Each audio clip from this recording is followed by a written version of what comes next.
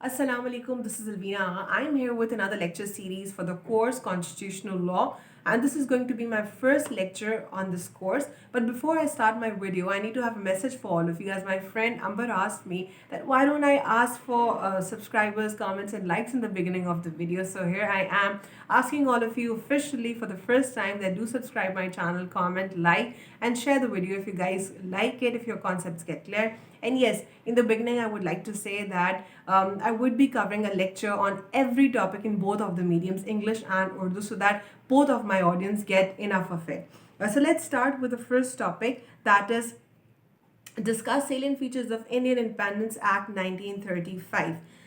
What is British Indian Act 1935 and what are the salient features of it? But before I give you salient features of it, I want to give you guys a brief history or brief background about this act, because in books or whenever we read it, we just read it to the core concept and salient features. We don't have any background or history for that. So I've researched on the background and the purpose for it, and I've studied it in detail. But here I would present you guys with the crux. So in the beginning, when we go for the background and history, British government, basically Government of India, presented the first the form of law, act, constitution, basically in 1919, right? Which was also known as Kelsford reforms. So this was basically formed in 1919. As per the provisions of this act in 1927, a commission formed in year 1927, and the commission name was Simon Commission. अब 1919 में basically क्या हुआ, government of India जो कि basically British government थी, उन्होंने एक कानून नाफिज किया और उस कानून में जो फर्दर प्रोविज़न आई वो 1927 में आई थी। और 1927 की प्रोविज़न उस कानून में क्या थी, उन्होंने एक कमीशन फॉर्म करने की बात की थी।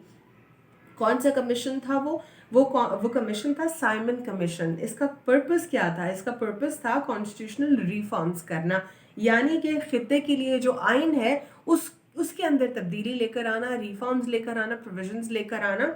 और इस साइमन कमीशन में बेसिकली क्या हुआ कि 1927 को जब 1919 के एक्ट में ये प्रपोज किया गया कि एक साइमन कमीशन फॉर्म होगा, वो आइन में प्रोविजंस करेगा, रिफॉर्म्स करेगा और वही जो है फर्दर इंडिया के लिए लागू होगा। अब ये बात हो रही है भारत की, जब पाकिस्तान और इंडिया ने जन्म नहीं लिया था भारत की गोद से, उस वक्त की बात हो रही है ये। अब साइमन कमीशन जब फॉर्म किया गया और साइमन कमीशन खुद ही काम करता गया, मतलब खुद ही वन साइडेड काम कर रहा था। और किसके लिए हो रहा था? वो इंडिया के लिए हो रहा था। इंडिया में ऑब्वियसली इंडियन लीडर्स थे जो फ्रीडम के लिए कर रहे थे काम। पाकिस्तान के लिए मोहतरम जो है कायद आज़म मोहम्मद अली जिन्ना साहब की लीडरशिप में जो है आज़ादी के लिए काम हो रहा था, और इंडिया के लिए गांधी जी की लीडरशिप में काम हो रहा था। अब ये दोनों लीडर्स जो है, जब यहाँ पे इंडियन लीडर्स की बात होगी ना कहीं पे भी कॉन्स्टिट्यूशनल हिस्ट्री में, तो वो सिर्फ इंडियन इंडिया वाले नहीं, मतलब जो अब इंडिया है वो नहीं। इंडियन लीडर्स से मुराद है जो भारत के लीडर्स थे। भारत में मुस्लिम लीडर्स भी थे और हिंदू लीडर्स भी थे। मुस्लिम लीडर हमारे कायद आज़म मोहम्मद अली जिन्ना साहब, और इंडियन लीडर जिस तरह गांधी जी साहब, जवाहरलाल नेहरू और जो सारी उनकी क़यादत थी, और हमारी इस तरफ पूरी मुकम्मल एक क़यादत। तो इन दोनों की लीडरशिप ने क्या डिसाइड किया? उन्होंने कहा कि साइमन कमीशन जो कि हमारे लिए रिफॉर्म्स करने जा रहे हैं, उन्होंने हमसे कुछ पूछा ही नहीं, और ये कैसे ही लोग वन साइडेड जो है डिसाइड कर सकते हैं। अब Indian leaders were against Simon commission because in this reforms proposing process, Indian leaders were never asked. Muhammad Ali Jinnah and Gandhi, these both basically they had like a stance in front of the Simon Commission. This basically stands in front of British government that they do not accept Simon Commission, they will not accept these reforms. Then they were asked to send their input or report. British government said while making constitutional reforms, we will give your input to Simon Committee as well. अब जब उन्होंने कुछ oppose किया उनको, तो जब उन्होंने oppose किया तो ब्रिटिश गवर्नमेंट ने उनसे कहा कि अगर आप अपोज कर रहे हैं साइमन कमेटी को, तो आप अपने कुछ रिफॉर्म्स बता दीजिए, आप अपना कुछ इनपुट दे दीजिए, रिपोर्ट दे दीजिए। हम जब आइन बनाएंगे इंडिया के लिए, तो हम वो साथ में जो है आपकी रिपोर्ट भी दे देंगे। अब ऐसे में क्या हुआ कि इंडियन लीडर्स जो थे उन्होंने इस चैलेंज को एक्सेप्ट किया। दोबारा दोहराऊंगी, इंडियन लीडर्स से मुराद है गांधी जी साहब भी और हमारे मोहतरम कायद-ए-आज़म मोहम्मद अली जिन्ना साहब भी, दोनों लीडर्स। अब इस सिचुएशन में जो इंडिया की तरफ से सिचुएशन थी, वहाँ पे मोतीलाल नेहरू साहब जो थे, उन्होंने कमेटी के लीडर वो थे, और उनकी तरफ से जो रिपोर्ट गई थी उसको हम नेहरू रिपोर्ट कहते हैं। आपको स्कूल में याद होगा, जो कि अनफॉर्चुनेटली हमारे कुछ अच्छे स्कूल्स हैं उन्हीं में ज़रा कुछ पढ़ा लिखा देते हैं, अदरवाइज़ तो नेहरू रिपोर्ट, कायद-ए-आज़म मोहम्मद अली जिन्नास 14 पॉइंट्स, ये हेडलाइंस ही याद करा देते हैं, 2-3 रट्टा करा देते हैं। तो ये जो नेहरू रिपोर्ट आपने सुनी होगी, ये वो नेहरू रिपोर्ट थी जो कॉन्स्टिट्यूशनल हिस्ट्री में पिवटल रोल प्ले करती है। ये नेहरू रिपोर्ट में जो प्रोविजंस, जो चीज़ें रखी गई थी, वो भारत के फ़ायदे के लिए रखी गई थी। और अब इसके साथ साथ क्या हुआ कि जो मोहम्मद अली जिन्ना साहब थे, उन्होंने अपने 14 पॉइंट्स पब्लिश किए कैटेगोरिकली। तो इंडिया को, यानी इंडियन लीडर्स को, एक ही रिपोर्ट पेश करनी थी।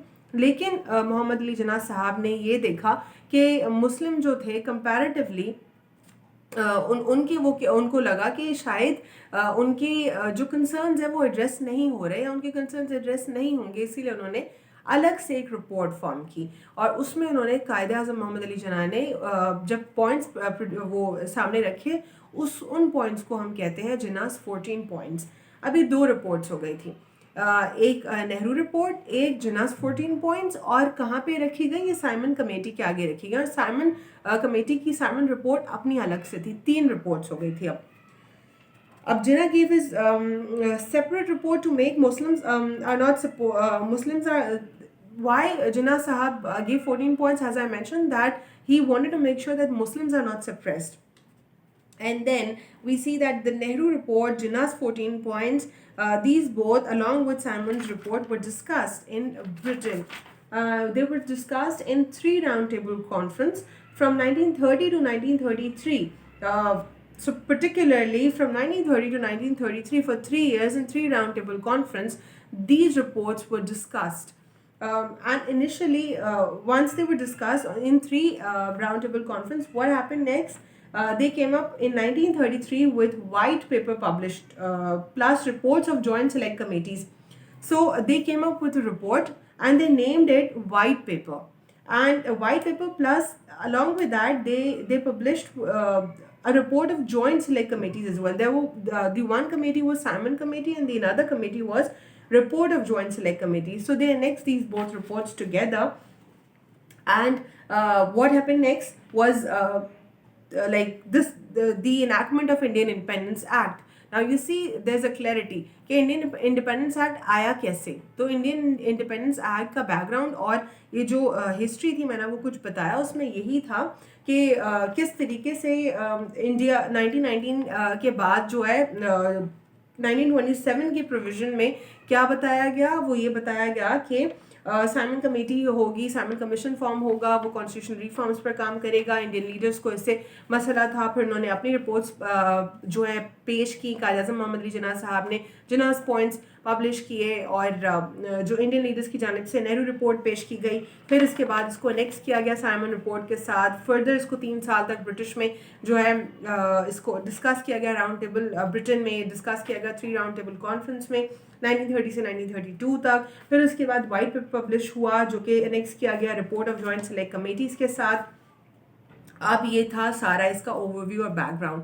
अब आ जाते हैं इसके ऊपर दोबारा से कि जैसे मैंने आपको बताया कि 1933 में ब्रिटिश गवर्नमेंट ने वाइट पेपर इशू किया, और वाइट पेपर के 2 मेन जो है इम्पॉर्टेंट पॉइंट्स थे। पहला पॉइंट ये था कि जो इंडियन कॉन्स्टिट्यूशन होगा वो डायरकी के ऊपर मबनी होगा। जिस तरह आपने सुना है कि मोनार्कियल सिस्टम, मोनार्की, और जो जमहूरियत के लिए सुना है वो डेमोक्रेसी, इसी तरह डायरकी जो है ये वो सिस्टम होता है जिधर 2 फॉर्म ऑफ गवर्नमेंट होती है। अब आप सोच रहे होंगे कि 2 फॉर्म ऑफ गवर्नमेंट कैसे, गवर्नमेंट तो एक होगी, दूसरी तो अपोजिशन होगी उसके अगेंस्ट, 2 कैसे हो सकती है 2 फॉर्म ऑफ गवर्नमेंट?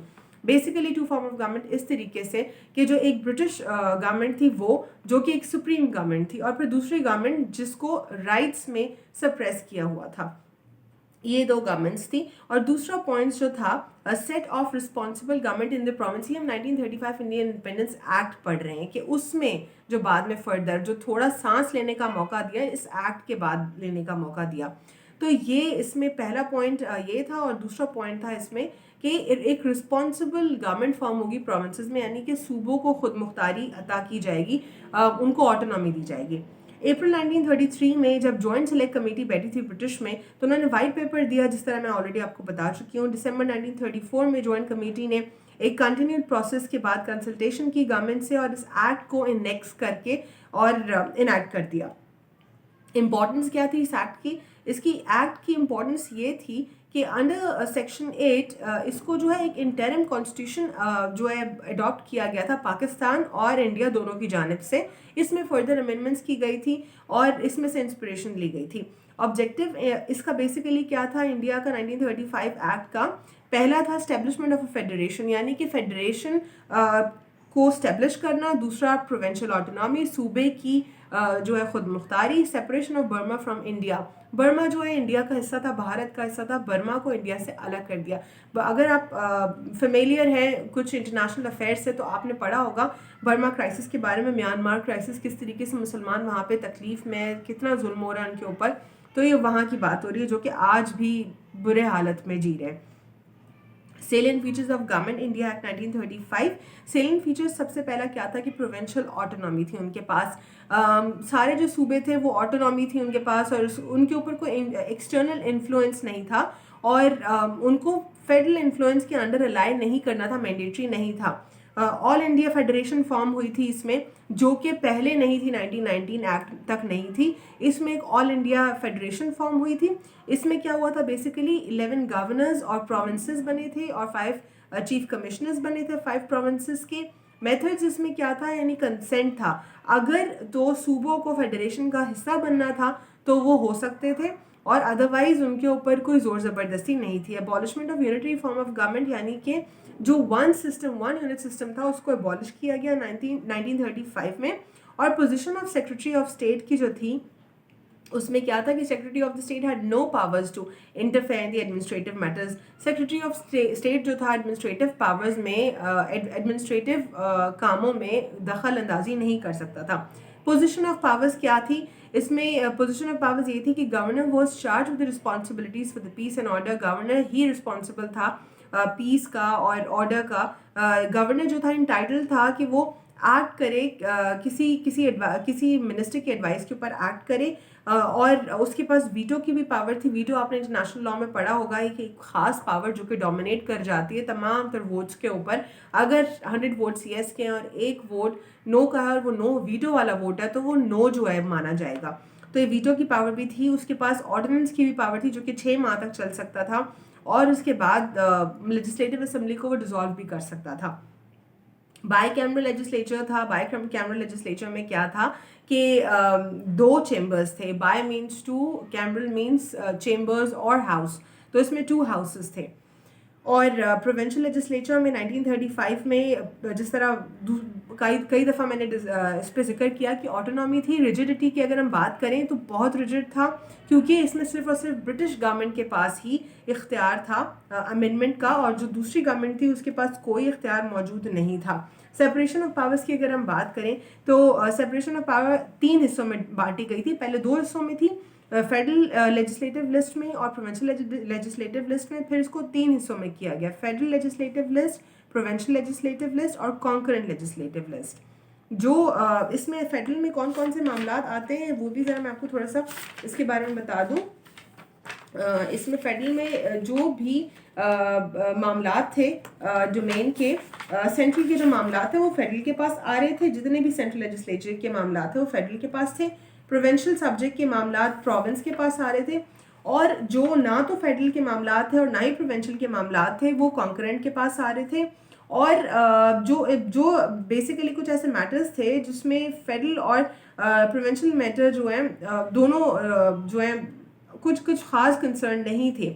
अब उसमें क्या था कि उसको रेजिडुअल मान लिया जाता था। और रेजिडुअल में क्या था कि वो पावर्स थी उसके बारे में कि प्रोविंशियल लेजिस्लेचर जो है उसके बारे में पावर्स ये थी कि खुद ही से गवर्नर बेसिकली उस पर कुछ ना कुछ कानून साजी कर सकता था, क्योंकि उसके पास इख्तियार था रेजिडुअल के जो मामलात थे ताकि वो प्रोलॉन्ग ना हो मामलात और ज़्यादा टाइम ना लगे, इसीलिए स्टैब्लिशमेंट न्यू कॉन्स्टिट्यूशन की इसमें 1935 में हुई।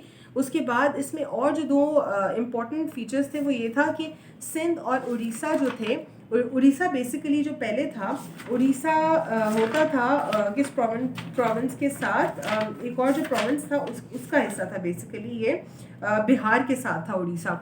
फिर इसको उड़ीसा को अलग किया गया और सिंध को बॉम्बे से अलग किया गया। ये दो मेन फीचर्स थे। इसके और मैं कुछ फीचर्स देख लूँ कि अगर मैं कुछ मिस तो नहीं करी, क्योंकि मेरी दो तरफ जो है नज़रें चल रही हैं, एक तरफ अपने लैपटॉप के ऊपर और एक तरफ मेरी डायरी के ऊपर मैंने कुछ उसके पॉइंट्स अलग किए हुए, वो मैं ज़रा लास्ट में देख लेती हूँ। पहले मैं नोट्स जो हैं इसमें से देख लेती हूँ। और क्रिएशन ऑफ न्यू प्रोविंसेस थी, लेंदी, ये बहुत लेंदी था। और बिल जो है ये एक लॉन्गेस्ट बिल पास किया था ब्रिटिश पार्लियामेंट ने। और इसका इसका क्यों इतना लेंदी क्यों था, क्योंकि जो इंडियन पॉलिटिशियंस थे उनको ट्रस्ट नहीं था इतना ज़्यादा, और जो ब्रिटिश गवर्नमेंट थी उनके ऊपर। लिस्ट ऑफ सब्जेक्ट्स बता दी मैंने, वो 3 थी, फेडरल, प्रोविंशियल और कॉन्करेंट। और डिफेक्ट्स क्या थे, ये अनडेमोक्रेटिक थी, इसलिए क्योंकि ये डेमोक्रेसी के स्पिरिट के अगेंस्ट थी, क्योंकि डायरेक्टियल सिस्टम था, इसमें डायरेक्टी थी, इसमें डेमोक्रेसी नहीं थी। सारा का सारा जो पावर, सुप्रीम पावर थी, वो ब्रिटिश के पास थी। डिस्क्रिशनरी पावर्स जो थी गवर्नर की बहुत ज़्यादा थी, and it was really frustrating कि मतलब इतनी ज़्यादा पावर्स किसी भी एक के पास है। जब हम एडमिनिस्ट्रेशन ऑफ पावर्स पढ़ते हैं तो उसमें यही चीज़ हमने पढ़ी है कि बहुत सारी पावर जब एक बंदे के पास आ जाती है, that becomes frustrating. Administration of powers यही बताता है हमें कि किस तरीके से सेपरेशन ऑफ पावर्स होनी है, और वही जो है बेहतर तरीका होता है। इसमें कोई भी प्रियम्बल नहीं था, और प्रियम्बल जिस तरह हम देखते हैं कि आईन पाकिस्तान में प्रियम्बल क्या है, ऑब्जेक्टिव रेजोल्यूशन है, और यहाँ पे कोई भी जो है नहीं था प्रियम्बल। इसमें कंट्रोल जो है इंडियन गवर्नमेंट का ओवर आर्मी नहीं था, यानी कि no control of Indian government over army. और indirect election of federal assembly were there. और इसके अलावा no enforcement of the federal part of the act was made up. Privilege of the position of the Indian states were given basically under Government of India Act 1935, Indian states were given a privileged position, the representation to both to them both the councils of the state and federal assembly was more were due to them. It was basically a complicated statute, no bill of rights was there. So that's all on this topic particularly. Let me check if in case I have missed something in main features.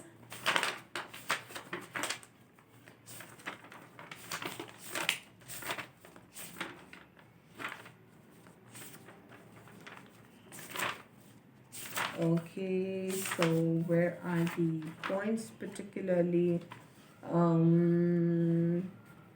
सूबों का तो मैंने बता दिया आपको कि पहले कौन से सूबे थे, united province, Bengal, Punjab, Madras, Assam, Bihar and Orissa, Burma, central provinces, Bombay से सिंध को अलग किया गया। कैसे अलग किया गया? मोहम्मद अली जिन्ना साहब ने ये प्रपोज किया कि सिंध को अलग किया जाए बॉम्बे से, तो वो अलग हो गया। ये भी 1935 एक्ट में ही हुआ।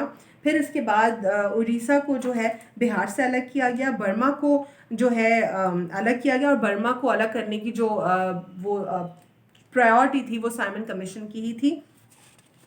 और इसमें जो है बाई कैमरल था, इसमें प्रोविंसेस अलग हुए, इसमें बर्मा अलग हुआ, इसमें बेसिकली इसमें yes establishment of federal court, इसमें एक फेडरल कोर्ट की एस्टेब्लिशमेंट हुई 1937 में। जो कोर्ट एस्टेब्लिश हुई थी उसी कोर्ट को सिमिलरली इंडिया में 1950 में सुप्रीम कोर्ट बना दिया गया था। 1935 में जो करेंसी कंट्रोल और क्रेडिट था उसके लिए एक रिजर्व बैंक बनाया गया था इंडिया में, जो कि एस्टेब्लिश हुआ।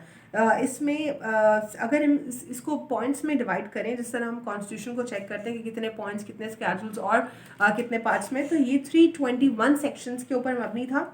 14 पॉइंट्स थे, 10 schedules. So let's rephrase it, 321 sections, 14 parts and 10 schedules. We are here 19 minutes over, and I think I should switch it of, और बाकी का जो सारा कंटेंट होगा वो कुछ ज़्यादा हो जाएगा अगर मैं बता दूंगी।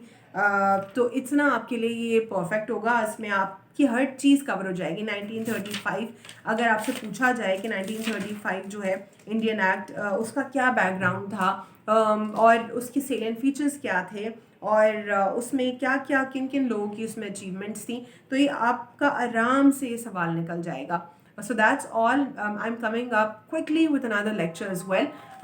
So see you guys soon. Allah Hafiz.